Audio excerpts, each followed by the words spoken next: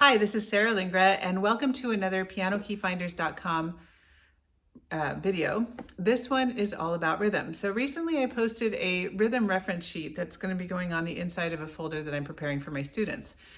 And this reference was based on a conversation I had with Elliot Deutsch, a teacher of mine, and he was talking about how there are only 8 different rhythms that you can make up using, or 8 different basic rhythms that you can make up using whole notes, which get 4 counts, dotted half notes, which get 3, half notes, which get 2, and quarter notes that get 1.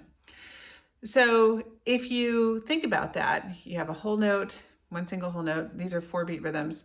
You have 2 half notes, you have 4 quarter notes, and then you have a combination of quarter notes and half notes that make up the other ones. So if you subdivide all of those into half of their value, like half notes, dotted quarters, quarters, and eighths, then you will get the same 8 rhythms again.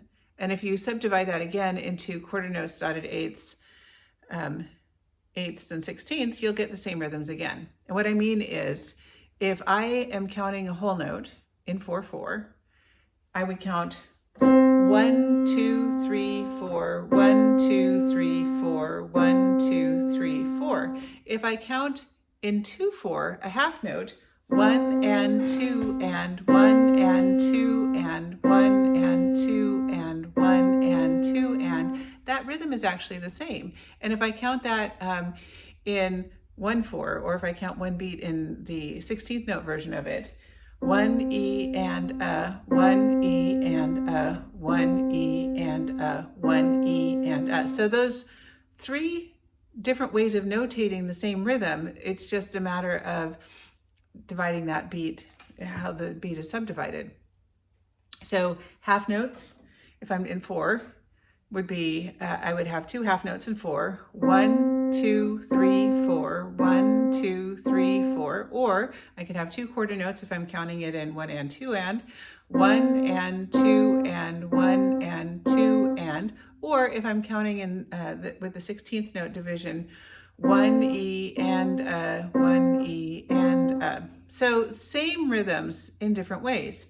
So the rhythm reference sheet that I have here, which you can find on the pianokeyfinders.com blog, lists all 8 of these different rhythms with a number reference. So if I'm working with students and I want to have them play a quarter half note quarter rhythm, I would say play rhythm number 6 in 4/4, or I could have that same rhythm number 6 in 2/4, or the same rhythm over here. Now, it's not enough to have a rhythm reference. One of the things that I want to do is have a daily warm-up that gets my students getting all of these different layers of rhythms, along with harmonies or whatever else I'm teaching, and of course, my circle of fifths right here. And so the cards that I'm using at the moment, my go-to card at the moment right now is this 6251 card. So for example, if I wanted to create a warm-up that gets students playing this, I could do the number 2 rhythm. The number 2 rhythm in this case is 2 half notes, 2 quarter notes, or 2 eighth notes. I could take 2 of these chords. So instead of doing the whole 4 chord 6251 progression, I'll just do the 6 and the 2. So I'm going to line up, for the sake of this particular exercise, I'm going to line this up on in the key of C. So my 2 and my 6 are going to be A minor and D minor, and I'm going to be counting 1, 2, 3, 4, 1, 2, 3, 4. Now, to go around the circle of fifths, I'm going to move the yellow arrow down to the G. So I went from the key of C to G, and now I'm going to do the same thing again. 1, 2, 3, 4, 1, 2, 3, 4. Then I'm going to move it to D, which is going to have me playing B minor to E minor. 1, 2, 3, 4, 1, 2, 3, 4. So what's happening here is I'm reinforcing harmonic chord changes around the circle of fifths. That's number 1. I am doing 6/2 in any major key, that's number 2, and I'm reinforcing whatever counting I want my students to learn. And because we're doing this outside of having them to read music, it's fairly easy exercise, and it will take you less than 5 minutes to do this.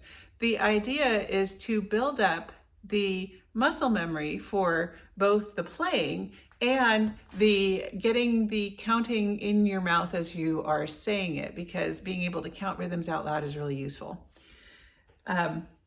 You can download a draft of this on the pianokeyfinders.com website. There are 20,000 gajillion versions of the circle of fifths that I use over here.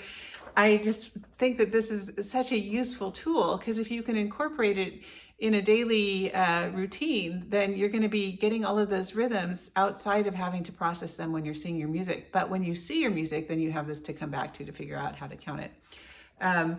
Just as a little aside here, when you're doing in 4, the beats are 1, 2, 3, 4. When we're counting with the 8th note beats, it's 1 and 2 and, but the numbers line up. And then when we're doing 16th note beats, 1 E and A, so the number 1 would line up with the 1 from all of these. The and would line up with the and of the 8th notes, and then we have E and A. And one little aside about the counting, when you count E and A, if you look at my mouth, the sound produced by if you look at my mouth when I'm saying E and A, nothing's moving, because the sounds are being produced without a whole lot of muscle usage in my face. Other words and other kinds of counting are can be more exhausting and take more breath to be able to do it. So using syllables, 1 E and A, the E and A is an easy thing to say, doesn't require a whole lot of extra effort. The 1, 2, 3, 4, if you pay attention to how your mouth is moving when you're counting 1, 2, 3, 4, there's a lot more facial muscle movement, but the subdivisions of the beats are actually easy to pronounce. So again, this is Sarah Lingra with Piano Key Finders. I'm using the rhythm reference along with the circle of fifths, which I have over here, and any of the cards to create warm-up routines that reinforce skills, so that when students are playing their pieces, that they are starting to put all of this stuff together so that they become more musical.